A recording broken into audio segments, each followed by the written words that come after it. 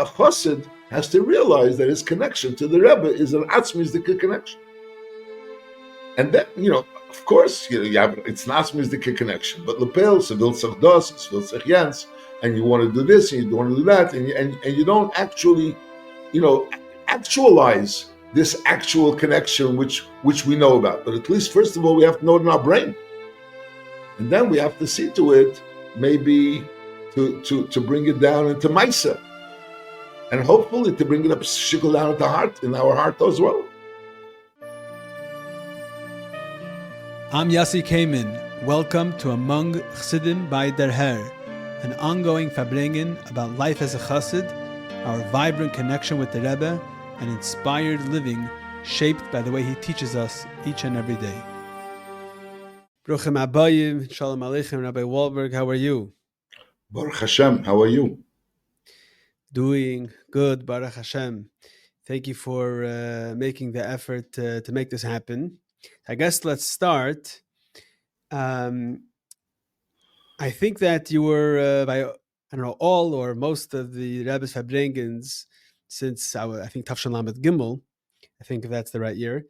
And from what I understand, I think that was part of the what attracted you to the Rebbe in the first place. I don't know. I don't really know. So that's my question. Is that the case, or what's the story there? I'm not really sure. It's like very uncomfortable to speak about my own stories. I mean, I don't feel that I have really such a serious story. So I could just tell you a little bit about myself and know where I'm coming from. And I think that'll give you the general gist of things. My parents were both survivors, so to speak. They weren't in the camps, but they both were in Russia during the war. They're both from Poland. And they came to America. And we lived in Brownsville on Stone Avenue. That's where we lived. And at that point in time, my father was going to send me to a cheder. And Oletera had a bus going to Brownsville, which wasn't really far. Oletera at that point in time was on Eastern Parkway between Rochester and Buffalo. They had a building. They had two buildings there. I still remember it. And that's where, and it wasn't so far from where we lived. And there would be a bus coming from the yeshiva to Stone Avenue, picking up a few boys, and we went to learn there. So I started learning in Oletera. That was my first learning. It was Mrs. Teitelbaum. She was the pre-1-8 teacher. And then there was Yossel Reitzis, which was the first grade teacher. And then there was Shalomber Veshetsky was the second grade teacher. And I was there for 2 years, but there was no limudei chayil. So, I mean, I was there for 2 years. Lubavitch. My parents were in Lubavitch. No, there's nothing to do with, connecting to Lubavitch. So I would imagine, even though I don't remember it, I remember being in camp there as a little child. I'm sure l'chura there was a parade in Tafshan Chav. So l'chura I was by the parade. I don't remember it, but I imagine, I'm sure Oletera went to the parade, and I'm sure I was part of that parade. So that was probably the first time I saw the Rebbe was like Ba'imar Tafshan Chav. And during that time, we moved to East Flatbush. And in East Flatbush, there were the Hechts. So actually, the Hechts, I knew some of them from Oletera, Yosef Shia. We were in the same class in Oletera. And then I lived right next to Yankel Hecht Shul, and there was Michal Teitelbaum. So there was a certain connection. I knew a little bit about Lubavitch, and I knew some Lubavitchers. And I would walk from East Flatbush to Crown Heights to the Rebbe's farbrengen on a regular basis. It was like as a young child. Talking about like a 7-year-old, 8-year-old. I had friends in Crown Heights. Not Lubavitchers also, because I was learning in Tervadas of Crown Heights at that point in time. And I would go. So I would go to 770, and it used to be the small shul of the 770, the back, the first shul. And there would be like tables in the back where the kids would stand and say l'chaim and whatever, maybe hear something of what the Rebbe is saying, say l'chaim, and then go back home. And that was the Seder Hadvar. That was the Seder Dvarim. And I'm just saying, and as I got a little older, so maybe I stayed a little longer for Varengen, I heard some more things, and there was a general attraction of me to what was going on in 770, to the Bachrim, to the atmosphere of 770. I'm just telling you where it was. Eventually, I went to learn in the yeshiva of Staten Island, which was the Mesivta, that was when I was 12 years old. That was when I went to a dormitory. I'm telling you just my life story, just to avoid your questions, and maybe I'll just give you background. And I knew about Lubavitch, and I gravitated to Lubavitch, and I was like considered the Lubavitcher there. I was considered the Lubavitcher in the yeshiva. That was like, and then I would go, I remember, I think the first actual farbrengen that I went to a farbrengen during the week was Yud Beis Tammuz Tovshin Chavtes. Like this, I would only go on Shabbos or Yontiv. But Yud Beis Tammuz Tovshin Chavtes, so I remember going from the yeshiva in Staten Island to the farbrengen, which would involve going on the ferry and then taking the train to Kingston Avenue and then going back by ferry at night and like waiting for the ferry and waiting for the bus. It was like, I remember like, I still remember singing Vani Eftach Boch on the bus stop, waiting for the bus after the ferry, Behamshel to farbrengen of Yitas Kislev. I'm just giving you an example of what it was. And that's where I was. So I was like in the yeshiva there, I was like the Lubavitcher. And I gravitated to Lubavitch. I would come and I was very strongly attracted to it. And then the rest, I suppose, is history. As things progressed, eventually I decided, and there was also Tanya Shiur in the yeshiva, which Meir Ranis used to send people. There would be Binyamin Cohen from Australia would come give a shiur on a regular basis. Shalom Berg-Groner gave a shiur. There was a time Shalom Duchman used to come give a shiur. Zalman Lipsker, which I think is one of the Gaboim in 770, would give a shiur. There would be different people giving shiur there in Staten Island, and these were all shiurim. It was a shiur that was done in a car, because there was no shiur, so we would learn in a car. Allowed. Wasn't allowed, and that's what that would happen. I'm just telling you the way it was. What should I tell you more? I still remember, like, Rabbi Moshe Feinstein would come to yeshiva on Yom Tov, like Shavuos, he would come to yeshiva. Maybe other times he would come. I remember chazering a word that I heard from the Rebbe. I said, "Oh, B'Shem the Rebbe, that Yigia Kapecha." It's really Lukoteteri Yigia Kapecha Kiseichel Ashrecha V'Tevlach. That when's Ashrecha V'Tevlach, when you only have the Yigia of the Kapayim and not the Rosh, only the Kapayim. So I remember like him being like very, very, very like impressed with the word, with this Yigia Kapecha. Just Thomas, I said it over in the name of the Rebbe. And that was that. Maybe I could share another little story which would help anybody. I don't know. I remember my father asking the Rebbe at Settle about a shidduch for one of my sisters, and it was a shidduch about someone that had like some history in the family of not some connected to health. And my father asked the Rebbe whether he should do the shidduch.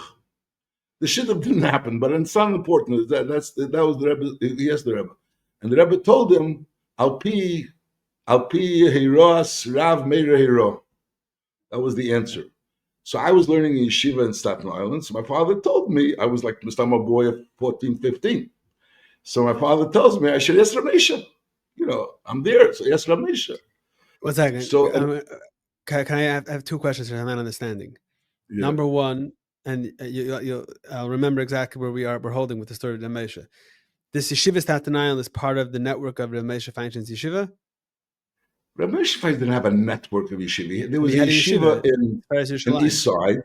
He was a Rosh in that yeshiva, and then there was another yeshiva. There was one more yeshiva that was affiliated with that yeshiva. Yeah, that was called the Yeshiva of Staten Island, which his son Reb Reuven ran, and he still runs, I believe. Got it. Okay, and your father was asking the Rebbe these questions. Yeah. So that means he had shaykhs on his own to the Rebbe. Not really. I mean, The truth is, my mother worked in Crown Heights in the bakery on Albany. There used to be a bakery on Albany Avenue near Eastern Parkway. So she worked there, and Rabbi Groner would come there, and as a result of that, they went one into Yechidus. My mother wanted to go into Yechidus about an uncle, whatever. It's nicht nageh. And they went to Yechidus. That was through the connection of my mother meeting Rabbi Groner in the bakery. And the Rebbitzin would sometimes come into the bakery, Derech Hagav. And so probably somehow or another, I imagine, how would my father get it settled to the Rebbe? Probably gave it to my mother. And my mother maybe gave it to someone. I don't know exactly how it happened. My mother would come to Crown Heights. She wasn't so far. From 770. Am I still on? Yeah. It's very good. Well, so B'kitzur, that's what happened. Okay. And the Rebbe answered, Alpi, Katzas Rav Meirei. So I remember at that time, Rabbi Moshe was staying in Yeshiva. He would stay in the dorm, and he would wake up like 4:30 in the morning, go down into the Zal and learn, or write, whatever. And it would be like, so I also woke up that time, and I went over to ask him this question.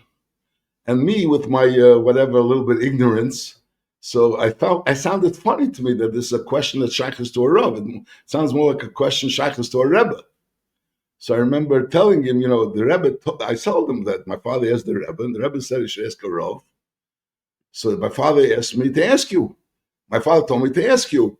To me, it doesn't make sense that it has a shaykhs to a Rav. It's something more of like a Rebbe type of question. And he started like saying, no. Beferish not. It's certainly shaykhus to a Rav. First of all, everything shaykhus to a Rav, and the shaila is whether betreizim nahave chazaka, betlasachizim nahave chazaka, whether or not you have to be cheshish for a problem. And he was saying that one of the problems was a problem that happened during childbirth, even though it doesn't normally happen. But if it does happen, that's not really a reason to be cheshish, and you don't have to be cheshish. And I'm just telling you a little bit a piece of information which I don't know is important or not important. I'll tell you everything that I have to say. I don't think I have much more to say. Now, during those years, I also had a yechidus with the Rebbe. I went into Rebbe yechidus in when I was 15 and when in Tavshin Lamed Aleph and in Tavshin Lamed Beis, I went into yechidus. And at that point in time, I already had an interest in learning in a Lubavitch yeshiva. And I asked the Rebbe whether or not I should go over and learn in a Lubavitch yeshiva. And the Rebbe told me that Le'elam Yilmid Mokem Sheli B'Chafetz. So therefore, it's not something that I can make a decision for you. It's something you have to make your own decision. It's totally Mokem Sheli B'Chafetz. That's how you should make a decision of where you should learn. That was that year. That year, there was I was supposed to learn somewhere else. I was going to go learn somewhere else in another yeshiva. And Lepeo, it didn't work out, and I went back to my old yeshivas. When I went to Yechidus the following year, around Pesach time, which is my Moledis, so the Rebbe. So again, I wrote to the Rebbe. I said, listen, I said that. I said, the Rebbe told me Mokum should be chafetz, but I'm telling you a story which shows you that I'm a little bit confused. And Mamela, I don't really have a libe chafetz. It's not really clear to me what my libe chafetz is.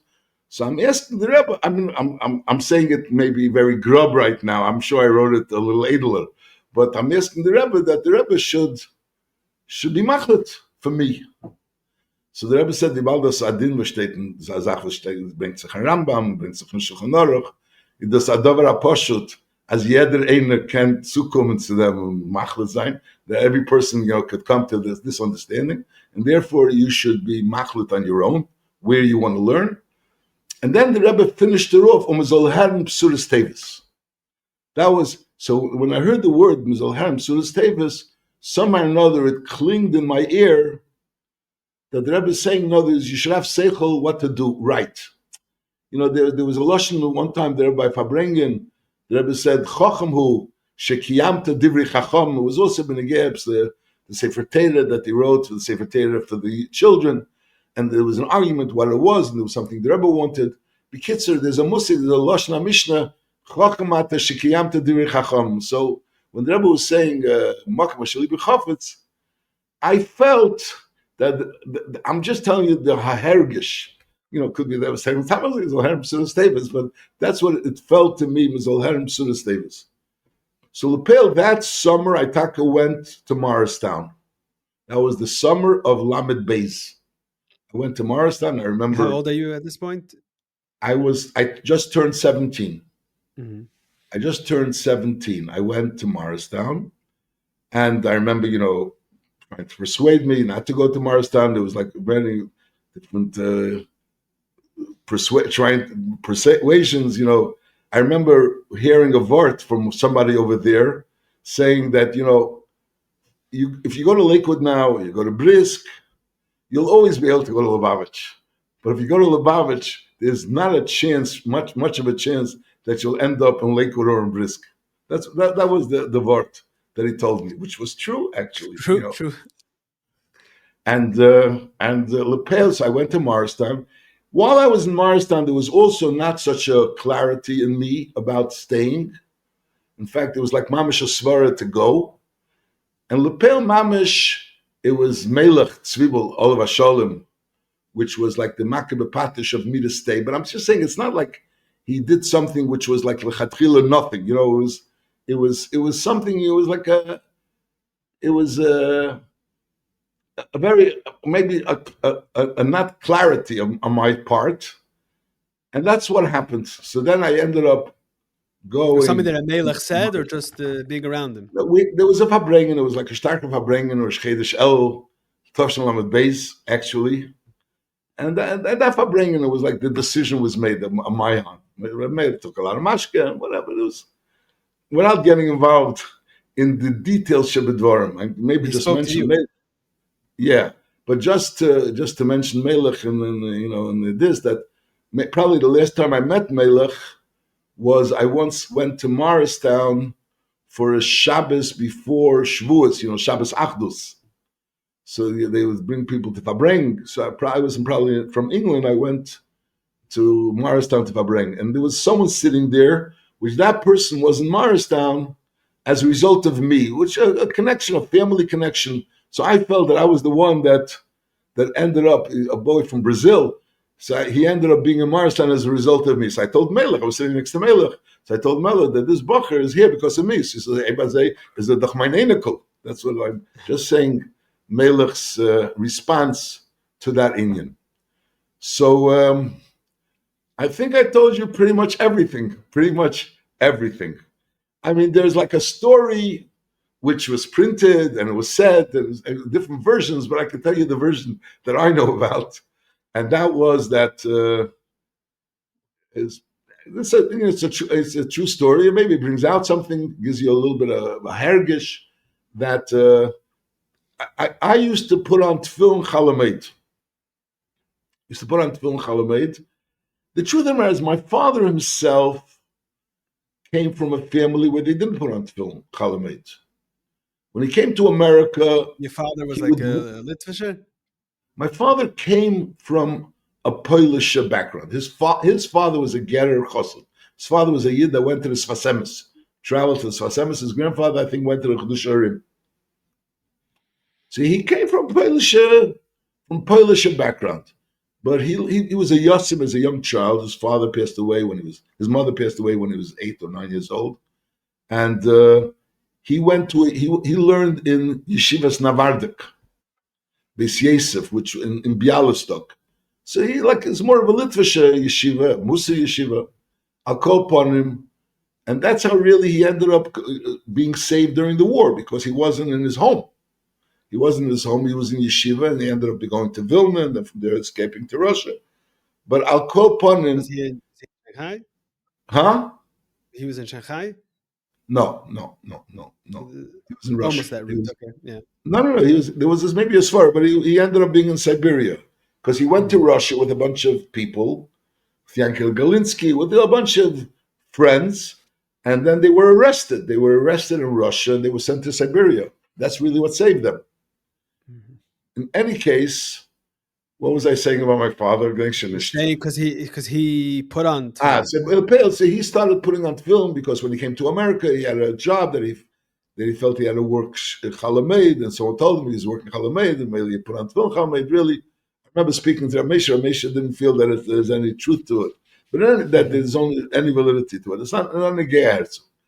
But I remember, but I was putting on film chalamed, and I started like davening Nusachari and Tefillin the Kesher, Chabad. I'm saying this all changed when I came to Maristan.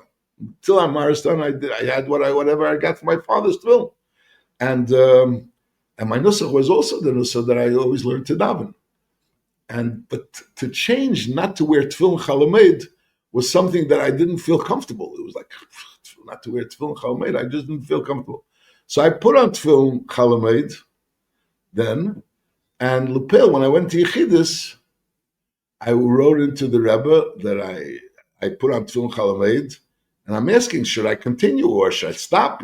I'm doing all Yom of Nusach Chabad. Should I change or shouldn't I change? That was the question that I asked the Rebbe. And in those years, you would have to bring into the Rebbe a zettel from the Anhola. In other words, you would bring your own zettel, you would give it to the Rebbe. I don't remember how you would give it. You'd give it both together into the Rebbe's hand, because the zettel, your own zettel, the Rebbe would stick out his hand, and you would hand it to the Rebbe's hand. But the zettel, you would hand both together. You'd probably hand your zettel, which was an open zettel, and you would also hand a closed envelope with the Anhola's writings about you, or whatever. And the Rebbe read the letter, the way the Rebbe would read it, with moving his hands on it. And then the Rebbe opened the letter of the Anhola. He opened the letter of the Anhola. And like the Rebbe is looking at this letter and this letter, like look back and forth a few times. And then the Rebbe asks me, he says, "Du lernst Maristan?" So I said, "Yeah." So he says, "Und du legst Tefillin Chalamed?" So I said, "Yeah." So he says, "In Maristan legt man Tefillin Chalamed?" So I say, "No." So he said, "And du legst yeah?" So I said, "Yeah." Because that was the questions went back and forth. So he said, "B'negei lepeil soll sich führen, wie es steht in Alter Rebbe Shulchan Aruch, als Osir laniach Tefillin b'Chalamed." That's what he said. That's what I remember the Rebbe saying, even though I'm not really sure that it says that in Shulchan Aruch, but that's my recollection of the Yechidus right now, and then also is that recollection of the Yechidus. The Rebbe told you very clearly not to. Clear, not to. Das, was du es je gelegt Tefillin Chalamed, sollst du fragen Arav. The fact that you put on in the past, you should ask it of. Maybe what she should do now, maybe, yeah. Like Mataneder, what? Whatever, I don't know, ich weiß nicht. But that's what he told me. It was very clear. So I remember coming out of Yechidus feeling very, very elated, like the Rebbe, by the Rebbe was a davar aposhut that I have no business putting on Tefillin Chalamed. I remember walking out of Yechidus feeling very, maybe the word accepted. I don't know if that's a right word, but like feeling like that the Rebbe was telling me that this is where you belong. Du bist nicht da Absatzung. Du bist nicht da Fremder. Whatever, something like that. I'm telling you only my feelings, my ergeshim at that point in time. This is all I think printed. Somewhere I've said this over. Even though there's people that have all kinds of different nischois, which I think is lehoyeveli nivra. But it's not again of this particular story. But Zeo Inyan Bekitzer Nimrutz. I don't really have much more to tell you. I mean, I have a question. Okay. Among Chassidim is brought to you by Chassidische Der Herr. We live in a chaotic world, a world where for us Chassidim, as a seinu, lei ra'inu, we do not have the ability to hear and see the Rebbe on a daily basis. Yet we know that the Rebbe is very much with us, and the Chassidus Chabad is alive and thriving more than ever before. One needs to only tap into it. Chassidische Der Herr provides you and your family with the tools necessary to tap into all of this. whether it's the monthly magazine, the way it all began, whether it's their hair books, their hair online content, and so much more. Men, women, and children throughout the world benefit and use these tools on a daily basis. Whether it's children enjoying the children's magazine that comes along with the regular Der Hair, or enjoying the children's podcast, whether it's Bachrim in yeshivas receiving the Der Hair, whether it's girls in high schools enjoying their hair club in their local high school. People all over the world and from all walks of life enjoy and utilize these tools and take advantage of it. If you're not already subscribed to the Hair Monthly Magazine, do so today at derher.org. That's derher.org. Der Hair is a dynamic organization which is committed to continue providing these tools, grow on a constant basis, and do all that we can to help this effort. Baruch Hashem, it takes a lot of resources and finances to make this all happen.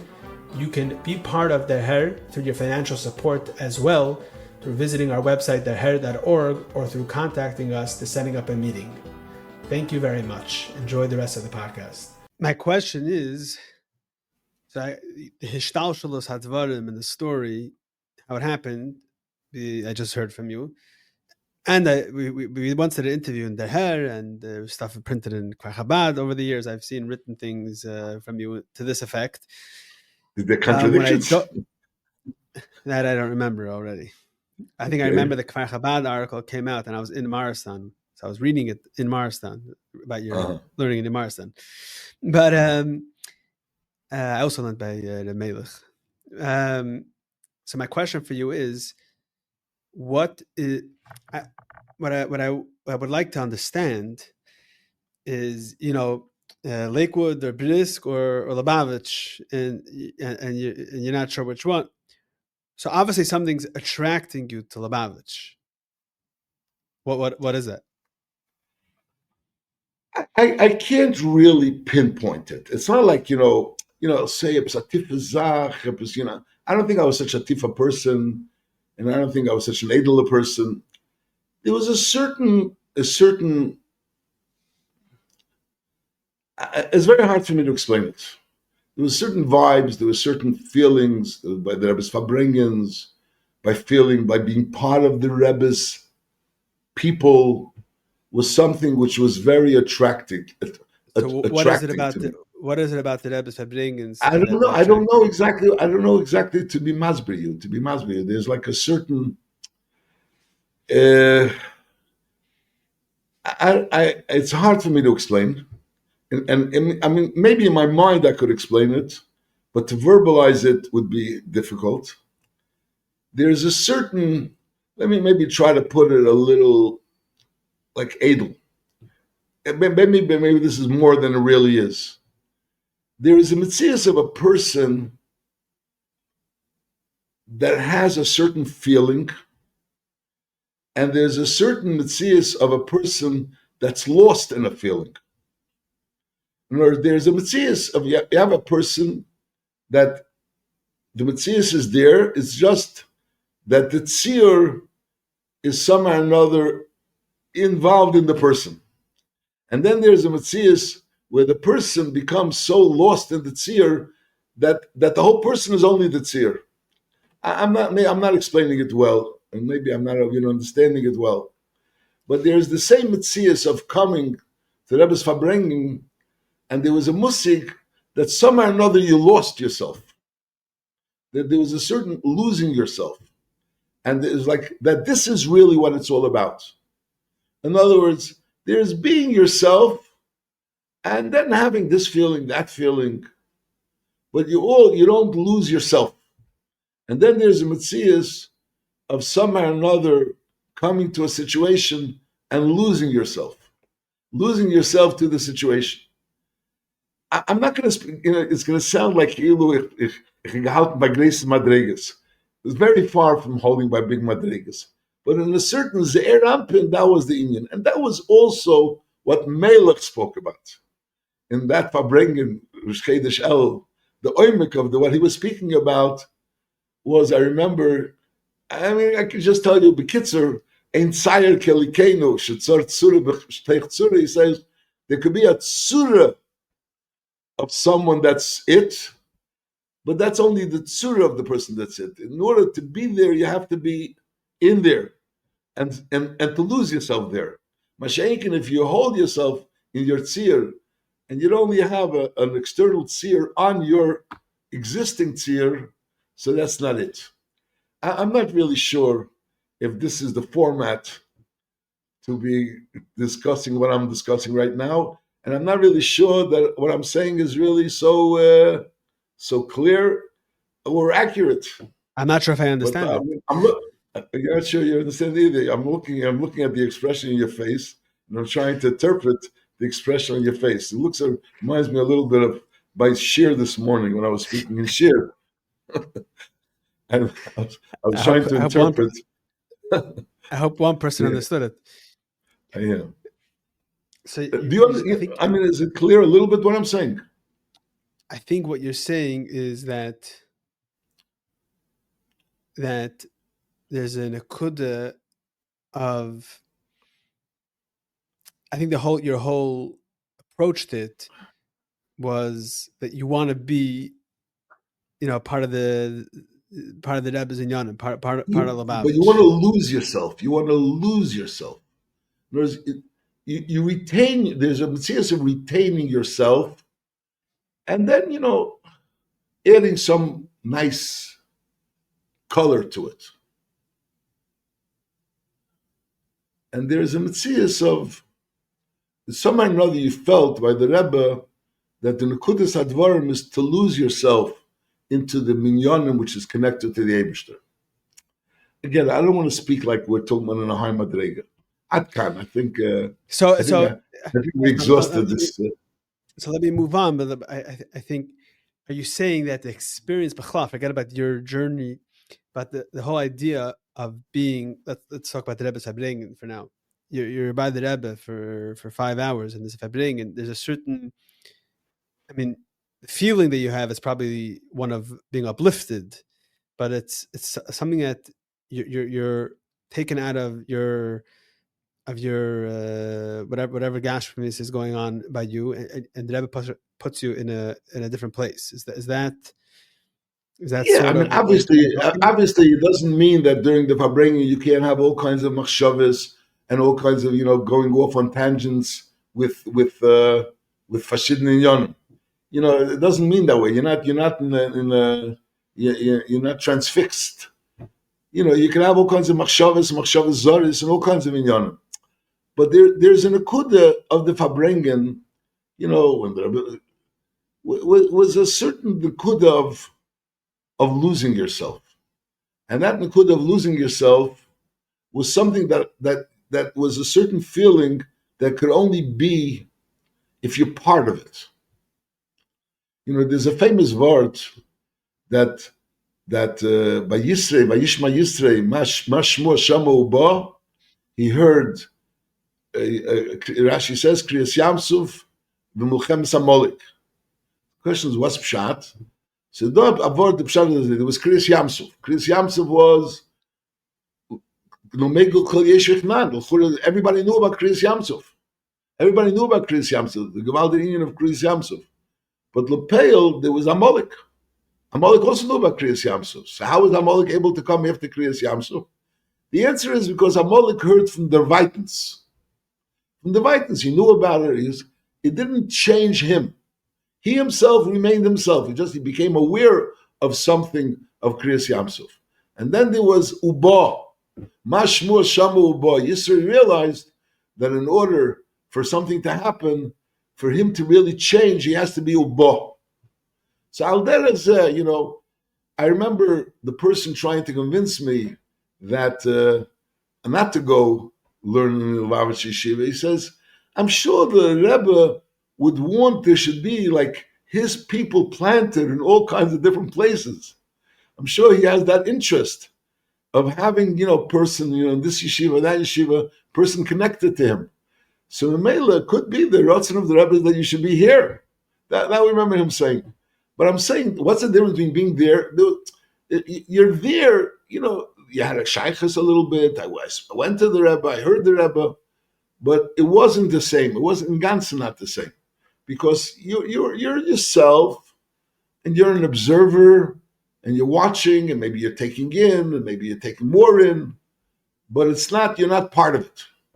Mashenkin being part of it is a whole different story, and that was a whole different experience, and that was worth to me more than maybe excelling in other inyanim that maybe I would have thought I maybe wanted that I could excel. So let's maybe we should go back to the story a little bit. So you stayed in Morristown then after I that year, stayed or you for a went to year different in yeshiva? Morristown. No, I went to stayed in Morristown that year. Tavshalam Gimel. Then in Tavshalam Daled, I was in 770. I went to 770. And I was Oh, in so you went to 770. for how many years? To Lamates. Oh, so it's a nice amount of years. So who was the and in 770? What was happening? Is it a Yale? Like what was the In what was the 770, really, my first year in 770, I didn't really have anything to do with Rabbi Yale. Because, actually we were in Chevitera. And Rabbi Yale didn't give Shiurim in 770. So really, a Bacher could be in 770 and not have anything to do with Rabbi Yale. Tavshan Lamadal was the Yom Kippur Mulcham, that Sukkot was like a lot of farbrengs and Bekitzer. I'll call upon him, a lot of things happened in Lamed but in Lamed Hey, there was a group of, a lot of Bachrim went, and the Rebbe sent the Shluchim to Eretz Yisrael and to France and to Montreal. There were a lot of Shluchim sent those years. Let me put it this way. In Tavshan Lamed Daled, from the Kita that I was in Morristown, a group of Bachrim went to Miami. That's when the Yeshiva Miami began. Label Shapiro went to Miami, like 11 Bachrim went from that Kita in Morristown to Miami. Then the rest of the Bachrim went to 770. And then, in Tavshan Lamed Hey, a group of Bachrims, also including our share, went to Ocean Parkway. Ocean Parkway, there was like always a group of Bachrim going to Ocean Parkway, to be Machazik Ocean Parkway, and the comeback of that was that Rabbi Yale would be the Mashpia. And Rabbi Yale would come to give a shir in Ocean Parkway. And that's when I started learning about Rabbi Yale. That's when I got to know Rabbi Yale. That was in Lamed Hay. You're one of the Bachman that went to Ocean Parkway. Yeah. I was one of the Bachman that went to Ocean Parkway. And then we were there Lamed Hay, and then Lamed Vav. We came back to 770, and then we were there in Lamed Vav on the side. We were there in 770 for all those years. In 770. And during those years, what was your coming from where you came from, and then being in 770? There's different attractions that people have. Some of it's to Nachuk and everything that the Rebbe is doing. Some people it's the farbrengs. Some people it's Mivtzayim. I don't know, whatever it is. What was the thing that anchored you that you're there? I'm not really sure how to answer the question. In Tov Shema Medvav Grada, Parshas Mishpatim started the new Vad Hanochas Hatmimim, which was really strongly initiated by Hirschel Notik. Was very strongly involved in it. Could you explain a little bit what was happening before? What was happening? What was the need to reestablish? There used to be Hanochas. Rabbi Yale used to write the Hanochas. Then Rabbi Yale didn't write so much the Hanochas in a regular way. Then there was a Tkufa, different people wrote the Hanochas. But the Hanochas weren't coming out regularly. There wasn't like there used to be Hanochas, a musig of the Hanochas written down in Yiddish through what would be called the Vad Hanochas Hatmimim. And those Hanochas stopped coming out regularly. They were coming out periodically. I'm not really sure who would be involved in giving out those Hanochas.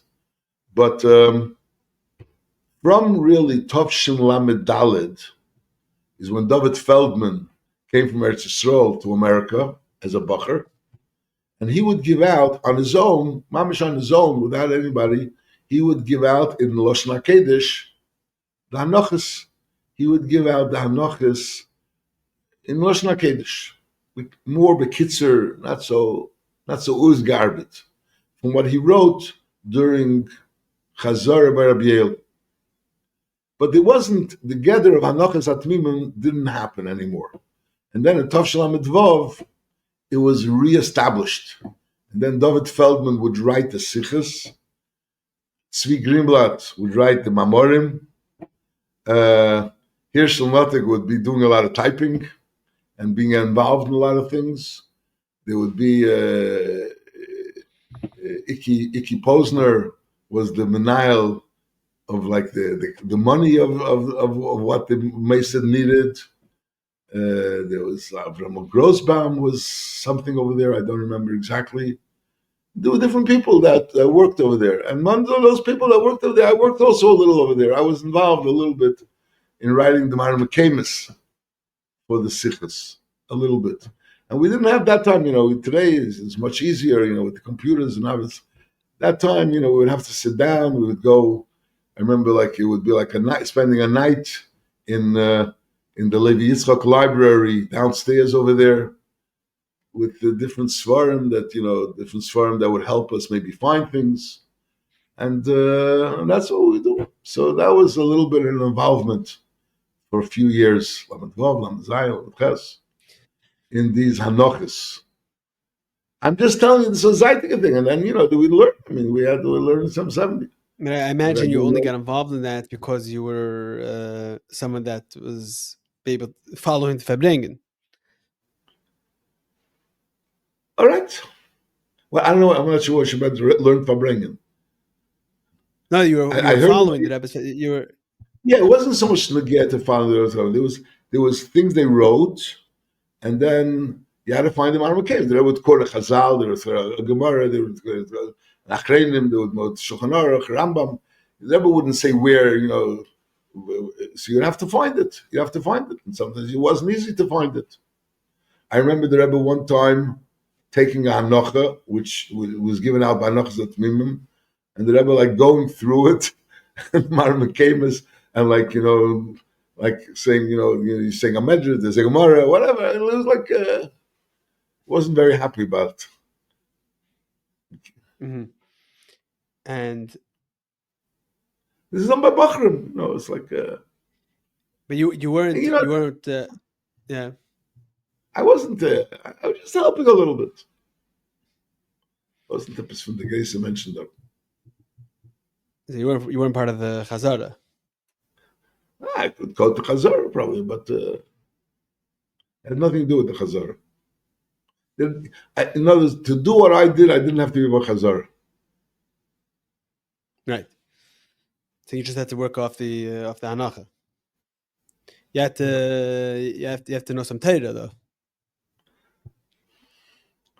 That helps a little bit. One of the integral components of being a Chossid are the Chsidish Yomim Tovim and Yom Pagra.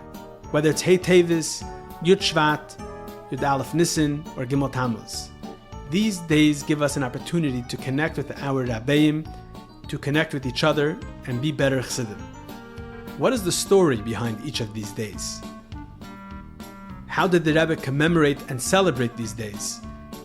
And most importantly, what are the lessons, the takeaways, and the action items Hamaisa Hua Ikr needed for each of these days? All of this and much, much more are answered in the new set recently published by Der Herr. Our Days is a journey through the Chabad calendar in story, meaning, and practice. With over 700 beautiful, glossy pages with elevated content, beautiful, beautiful photographs, you, your family, and friends will enjoy and live with each Chassidish Yom Tov. This book is a must for every Lubavitcher home, for every shul, for every school. It is a perfect gift item. This will not collect dust. It will be used day after day, month after month, year after year. You can have the set. Go to derher.org/our days. Order your set today and start living with the Chassidish Yom Tov. Afterwards, I mean, you stayed in Crown Heights all the years. You worked. I was teaching in Olatera. The whole time. Teaching Olatera. Yeah. That's what you did the whole time when you were in Crown Heights. Yes. So From you had, the Elul of Lamates. Elul Lamates, I went into Olatera. Okay. So, and it's a unique thing because you're married and you're in Crown Heights and but you still you didn't leave, so you're still there every Shabbos. Like that's a unique thing.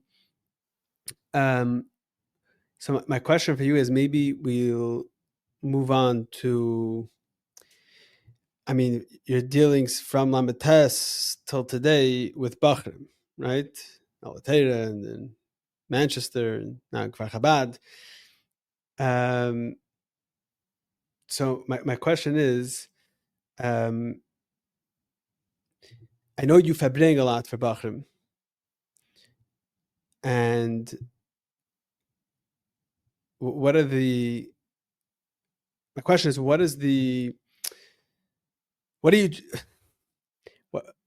main thing that you think is important to impart to Bachrim?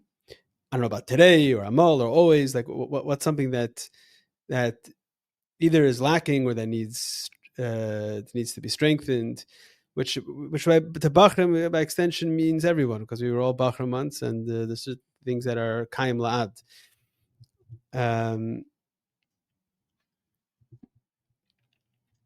I mean, the Maisa say, in today's world, I think it's very important for a Bacher to know that his shaykhus, I mean, maybe it's more because of my background, he has to really appreciate that he really has a pnimizdika shaykhus with the Rebbe. It's very important, like a Bacher should understand. You know, a Bacher in the Yuds didn't have to impress upon himself that he had a shaykhus with the Rebbe. The Rebbe was there for him. It was there. He was Raskin didn't have to think that the Rebbe knows who he is and the Rebbe is caring about him, etc., etc. Not Shimon Kalazarov, and not Rabbi Yale, and not Chvezver. All these people were there. And al derech zeh Shlomo Zarchi, which was later. But as it went in the Lamids, so then there could be a Metzias of a Bacher that wasn't really sure whether the Rebbe knows who he is. There could be a Metzias of a Bacher that wasn't really sure if the Rebbe knows who he is. And certainly the Mems. And then, now there's now. So a Bacher has to understand this concept, this understanding.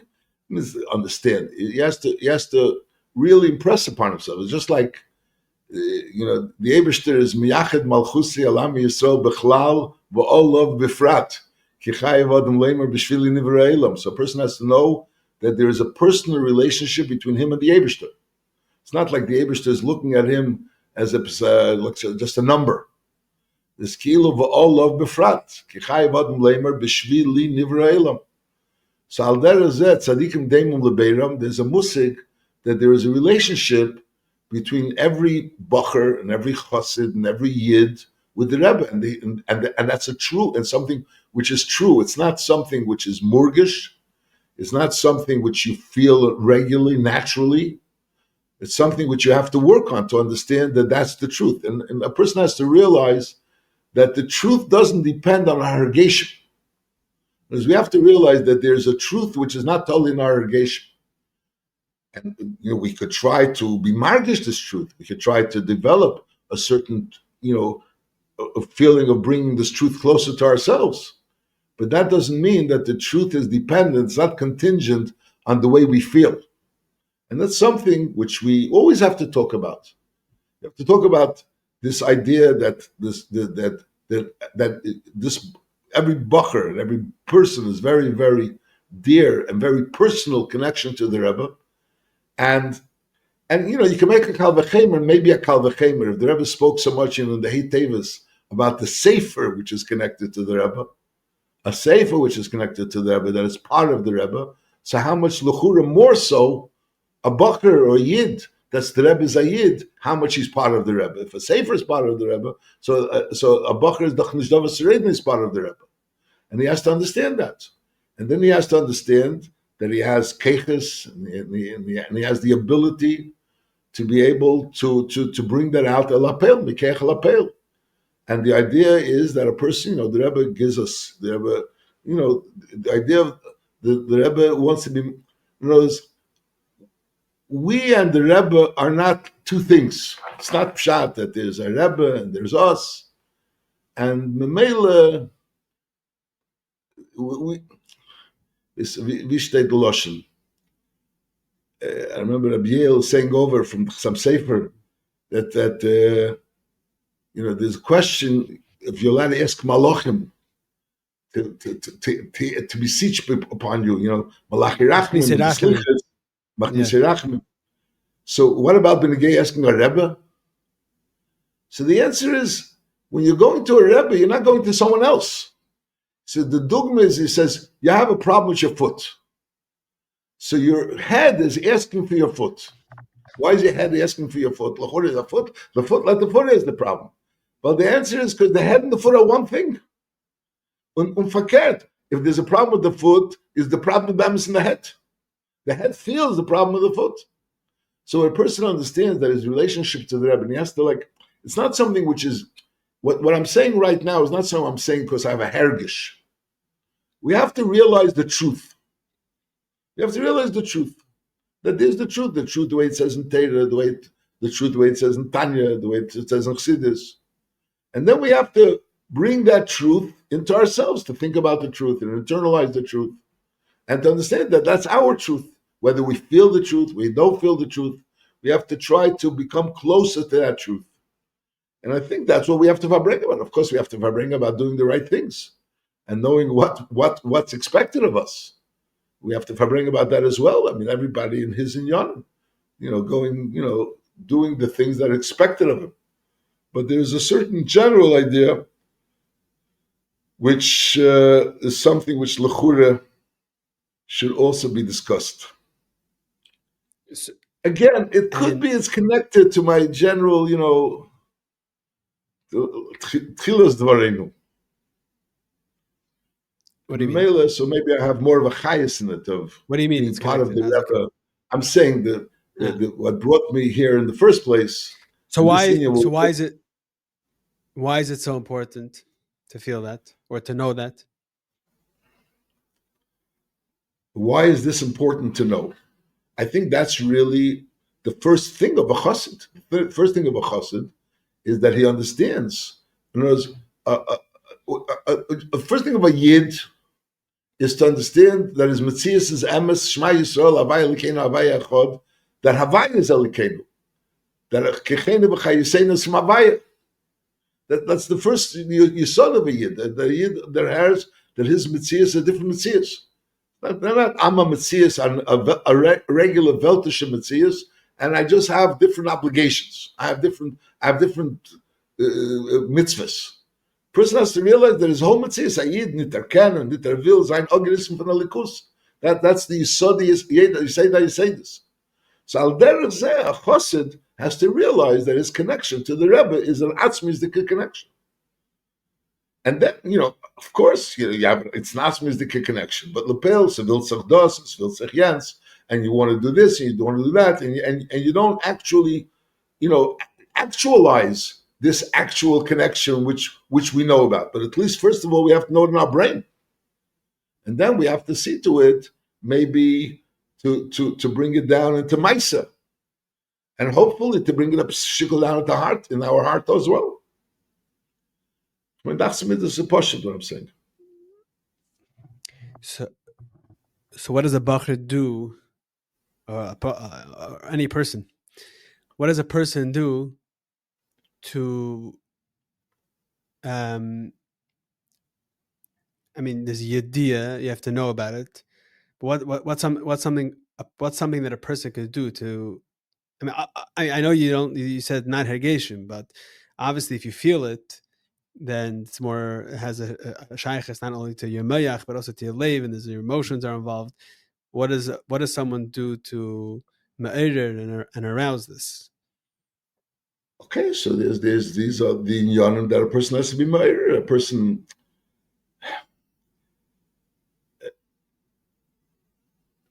the erste Sache is you have to know about it. Then a person could think about what the Rebbe did for him. Every person has his, particular story, a little hair, his father, his mother, people, what the Rebbe did for all kinds of different people. A person is mizbeinen in those things that are me'erer this level of Ava, this level of Ava. I'm reminding myself, so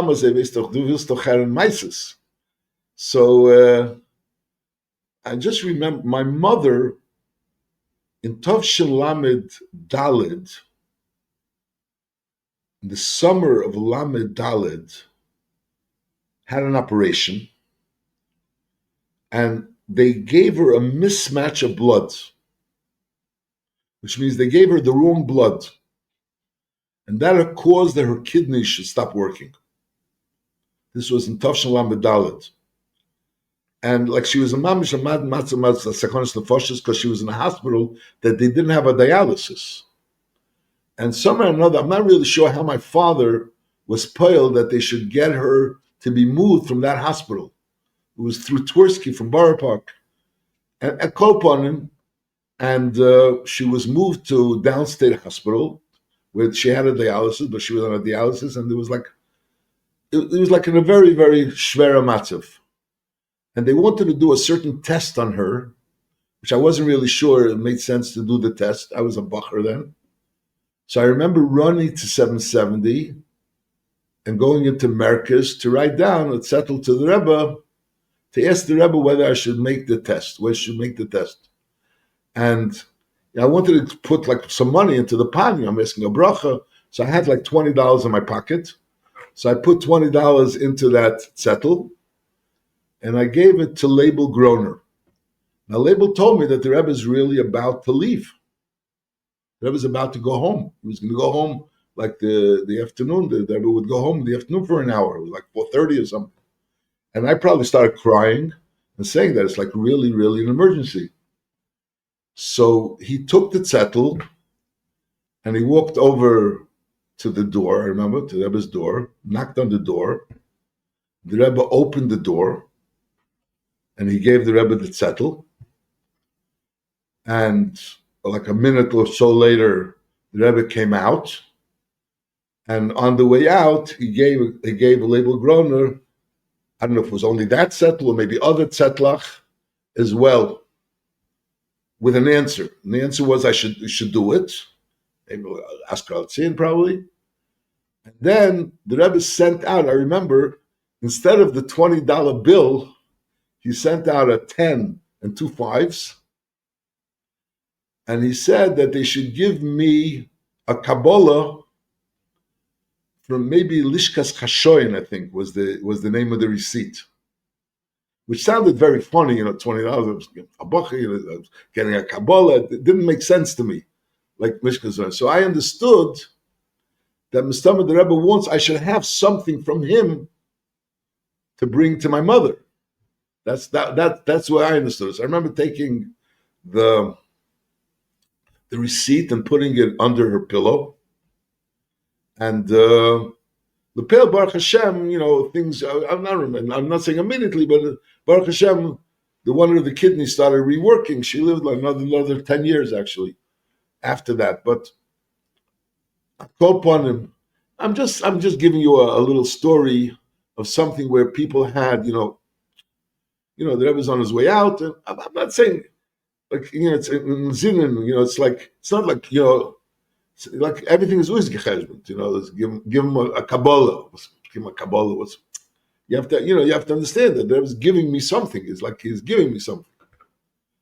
It's like, there's little things of the Were Rebbe there which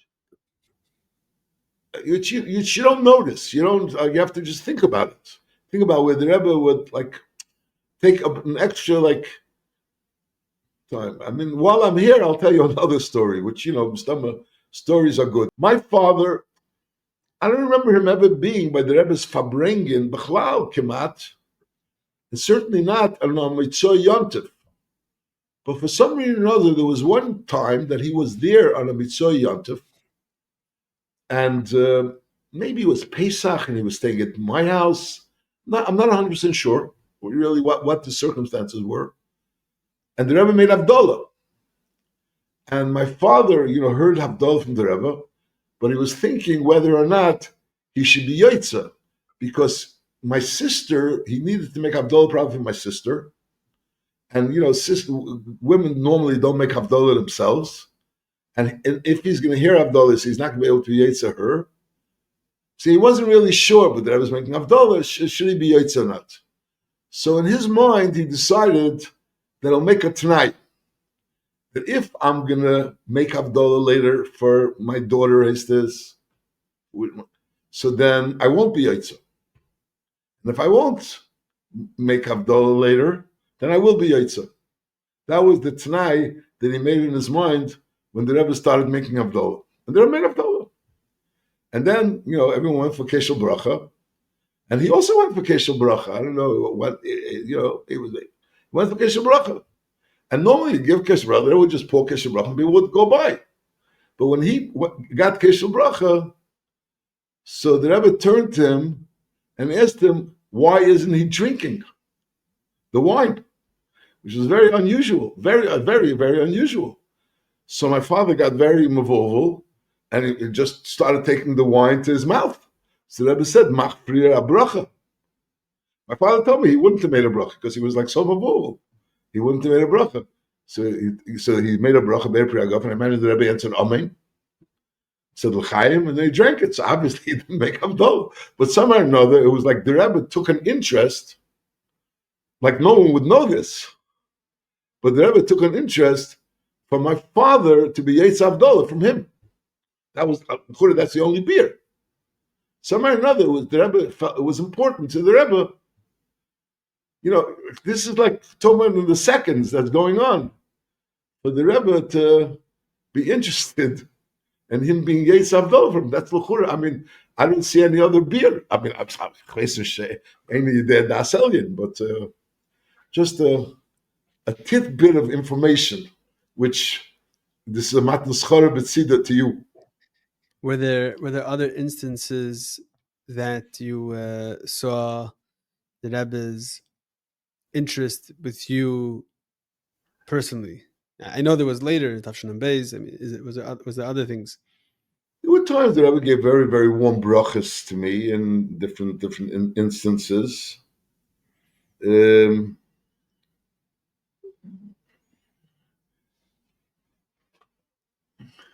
Not something I could really talk about right now. You don't want to share? It's not I won't want to share. I'd like to share, but it's not. It's not so glottic. Okay. So this is something that I guess it's an avodah that people should strive to achieve. Let me ask you a question. When you were Bacher, let me just take one more thing. I think a person has to also be mizboinen in how much the Rebbe gave away from himself for us on a regular basis. On a regular basis. I mean, the Rebbe was involved totally. In other words, I'm going to say something maybe sounds very, very stupid. And I think I said it to people, but they look at me like a little bit funny. The Rebbe's room was a very small room. And everyone knows the way it was all the years, the Rebbe's room. Now the Rebbe's room is empty, but the Rebbe's room was piled up with svarim. It was like full of svarim. There was like, you'd walk into Yechidus, there would be svarim on the floor till the chves was covered over with papers. And the table was clear because they cleared it for Yechidus, but normally the table wasn't clear either. The Rebbe normally by the table never sat by the place where he sat by Yechidus. He had like a little corner of his table where he sat on a regular chair, and that's where he would write. That's where he would write. Maybe when the maskir would come in and he would have to dictate, the chveis could be who sat in his. I don't know how. I don't know how. But I imagine. So the Rebbe was there. So like you think to yourself, like a regular Purim, like thinking Purim. The Rebbe would Purim would daven in the morning, 10 to 12. 12 o'clock pretty much would be finished davening. He would go up to his room. He'd give Shalchmanis. Then he would come in, Mishpin Cheskatz, Matanis Lavyenim, and all kinds of, things happening in Purim.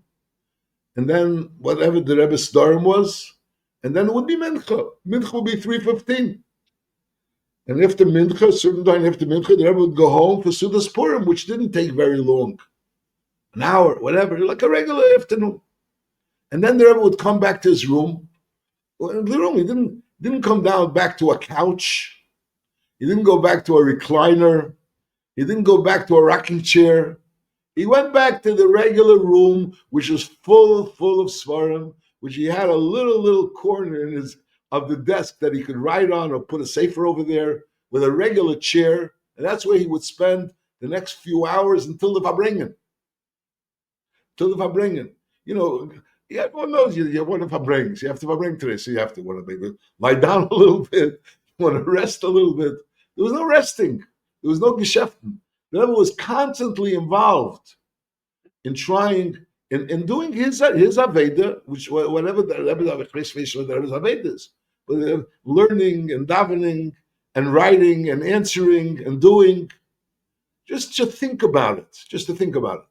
And here, we are here, and the Rebbe wants to encourage us and to connect to us, and we should connect to him, and he should connect to us, and we should bring Mashiach down. That's what the Rebbe wants. That's what the Rebbe is all about. That's Eibishter is all about. That's what Yiddishkeit is all about. So I think if we think about it in a more personal, real passion, maybe I'm talking to Akshamadik. It could bring down a shtickle epis, a shtickle shaykhus lahalev gam.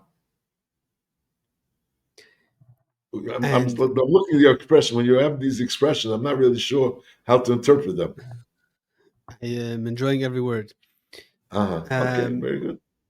When you were a bacher in 770, I mean, you said the story with your mother, saying this type of ava, which you're describing, is that something that you felt then, or it's something that developed over the years? I think I felt it then. I think I felt it then. Maybe I felt it over the years as well, but I think I felt it then. So is it more challenging today after Gimel Tamas to feel it than it was when you were a bacher in 770? I mean, I would say in today's world there are bacherim that are moser v'nosen to the Rebbe, not any less than a moleka bacherim. That's what I feel. Our bacherim need guidance. We always needed guidance. You always needed guidance. But there's a certain ismasrus, which is a tifa ismasrus. It just has to be guided in a way that it should be the right way. People have a stark ismasrus and goes out into all kinds of inyoni teyu and things of yinikas achitzenim. And you need to have guidance. And you have to have also people that are bari deya and loyal to the Rebbe and normal in the sense of having a deya yeshara and nemonim getrai to the Rebbe and doing the right things. That's what we need. But the Bachrim are a keli for it. Just the problem is that there's all kinds of verschiedene ruches which are causing people, from people that are maybe whatever, either not so getrai or not so normal. If you're allowed to say such a thing, you have to have normale getraya people that are dedicated and loyal to the Rebbe in a real way and being Chassidim, not Balabatish, Chassidim. I think you're talking about a bacher that's interested, and he's saying that he should go on the proper derech, I guess. What about a bacher that he's not so into it? Like, is that more prevalent or more of a challenge today? Or what do you say You to have such a to. bacher? I'm not sure what you could say to him. I think what we have to do is do. I mean, I'll share with you just a story that I heard, not from a Lubavitch source, and I told someone the story, and then the person told me a Lubavitch story connected to the source. I'll tell you both stories. The first story was a story that I just heard lately from on a WhatsApp from a Daf Yomi shir. The person said a story azoy, that there was a person there was a Sheva Brachas or Bar Mitzvah, I'm not sure, and this person was basically a wealthy person, the person who was making the party, and he had an expensive, very expensive 2-liter bottle of wine. He said the name of the wine. I don't remember the name of the wine, but it sounded like we're talking about a bottle of wine. In my mind, the way he described it was a bottle of wine that wasn't less than $1,000. Such a bottle of wine. And then someone working in the kitchen went ahead and opened the cork, opened the bottle, and the mashgiach saw it. The mashgiach just saw this person an hour ago or so being Machal Shabbos with another group of other people. Was smoking. This person probably was officially a frum boy, but he was being Machal Shabbos, unfortunately. And he saw it, the mashgiach saw it. The mashgiach was an Erlich Yid, and in his mind, Machal Shabbos, his yain nesach. So he opened the bottle of wine, and the wine is obviously not mavushal, with almost such expensive wine. So he took this big bottle of wine and he poured it down the sink, like a good Jew. But then he was also a good Jew. He goes over to the balabas of the event, and he tells him what happened. He says, this and this person. I don't know if he told him the name of the person that actually opened the wine, but he said someone opened the wine. He saw this person being Machal Shabbos, so he felt it was Yain Nesach, and he poured this wine down the sink. So the guy tells him, "You did very good. You did the right thing. I appreciate it." And you could tell the other person, whoever he is, that I have no tightness to him, because he also did the right thing. He opened the bottle of wine. He didn't realize that he's making the wine Yain Nesach. Nobody meant to do anything wrong. And, we'll just pass by it. And that's the end of that story. This guy was very impressed, the mashgiach, of this person's reaction. So he goes over to the worker, and he tells the worker, "I want to tell you that I told the boss, I saw you open the bottle of wine. I saw you smoking a cigarette an hour before. As a result of that, I poured the bottle of wine down the sink. I told the boss about it. The boss said I did very well. He told me to tell you, not that he knows who you are, that you also did fine. No worry about it. The reason I'm telling it to you is you should know that there are nice people in the world, and you should one day also be nice to somebody." That was the end of the story over there. 2 years later, this mashgiach meets this person. And this person tells the mashgiach, "I want to tell you that story, you saw me being Machal Shabbos, unfortunately. But since then, I was never Machal Shabbos.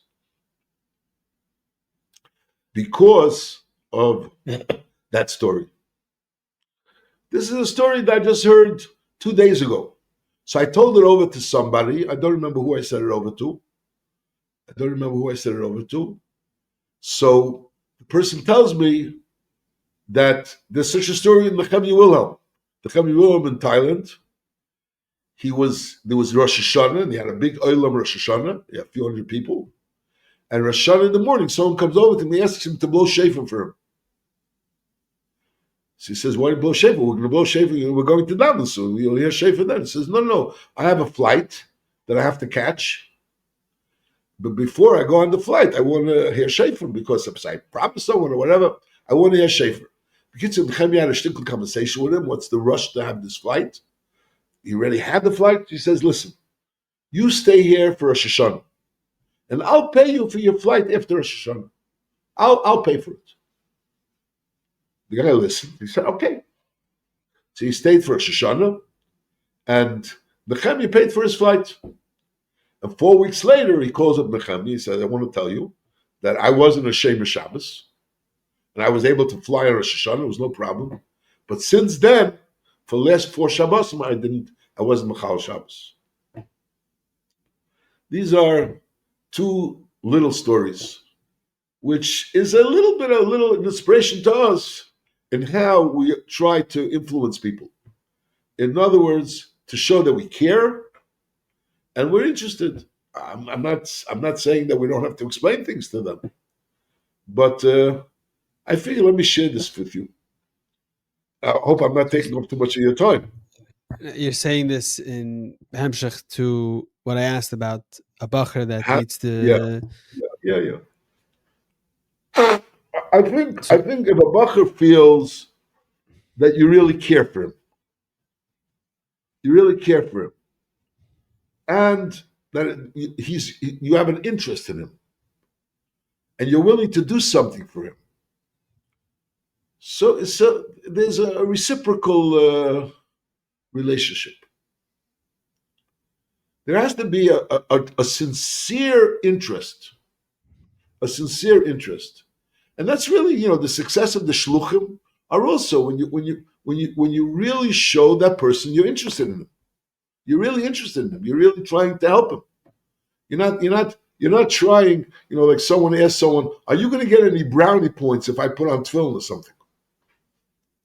Well, I'm really interested in you putting on tefillin, and let's say I'm not really interested in putting on tefillin. So you have to try to develop an interest. You have to develop an interest. You're really interested that this bacher should understand how to learn. You're really interested that this bacher should develop a certain relationship with the Rebbe. You're interested that this bacher should taka have some more of a connection to Yon Chassidus. So you have to work on yourself. That you have to work on yourself. That you should have that interest. It's not so much working on him. It's more working on yourself. Takes a lot of Avos Yisrael. The Hanholas need to have a lot of Avos Yisrael. Right, we do. That's what has to happen. So you have a lot of Avos Yisrael. You have to have a lot of seichel. You have to have dedication. And you have to realize that what you're doing is important. That's the first thing. You have to realize that what you're doing is very, very important. Very, very important. There's certain people. I remember, maybe it's not nice to say so. I remember once being by the oil, and a person coming over to me, and whatever he comes over to me. I know who he is. He never learned by me. And he tells me like this, I want to tell you, he says, I learned in Olet Torah, and I was in Shir Dalet, and I was like not really a bacher of learning in Shir Dalet. It was a davar apashut that I'm not going on shlichus after Shir Dalet. I'm going to go. My father has a business. His father has a business. I'm not going to say his name, but his father is a very, very fine read, and he's a fameglech yid, and he has a good business. And it was a davar apashut that he is going to join his father's business. And then we had a farbrengen. And whatever something was said by the farbrengen during that farbrengen that touched him, place was, it was negiyah. Like, what do you really want your children to look like? And I think that was the Nekudas Advar. What do you really want your children? In other words, if you want to know what you really want, you want to know what do you want your children to look like. Do you want your children to look like you, or do you want your children to look like someone else? And if you want your children to look like someone else, so maybe you have to think about being that someone else. And maybe that was the Nekudah of the farbrengen. And somewhere or another, there was farbrengen, and it really very much hit home. And he came that night, and he made a decision that he wants to go on shlichus. But it was no shaykhis to go on shlichus. It was a complete failure in Shir Dalet. And then he went to the Menal that time, and he spoke to him, and the guy laughed from him. What are you talking? There's nothing to talk about. He this and that. Because later on, I found out he didn't tell me that he wrote to the Rebbe, and there was like a whole inyan happening. B'kitzur lepel mamish, he went on shlichus. He went on shlichus. And Lepel, he tells me he was mekarev hundreds of people. That's what he tells me. This guy's telling me. He's not on shlichus right now. I think he's working. You're But talking he about was a like, Bacher shlichus. no, he went on a bacher shlichus. Bacher shlichus. But then now, as a younger man, I'm not 100% sure if he's on shlichus or now. As a younger man, I'm not sure. I'm not sure. Not sure. But he told me he was mekarev many people, maybe hundreds of guzma. He was mekarev many people. Since then, and he's saying it's all because of that farbrengen that we were sitting together, and he was touched. What happened? There was no tif v'zachin. It was like a certain. Because you have to try to impose upon someone, give them a little bit of your heart. The kudus advar. I think. I mean, I'm not sure if I'm in the position to stop this conversation, but mir duchtzach that I spoke more than I really wanted to say. I probably said more things than I wanted to say, but didn't say anything which anyone's going to have time to me that I said. But I is think that it's all more right? popular when you. Or that's not. I think it's more popular when you say things that people don't want to hear. I think that makes it more popular. I hear Okay, you. so we'll have to do a part 2 when you're ready to do that. I hear you. Okay. Beseder. Yeah, Sheker Rabbi Wolberg, and you should be matzliach in your shlichus, and we should all be matzliach in our shlichus, and that's it. Should be better chassidim. So thank you very much. Amen. Amen. You're very welcome. All the best. Sei gesund. Sei gesund.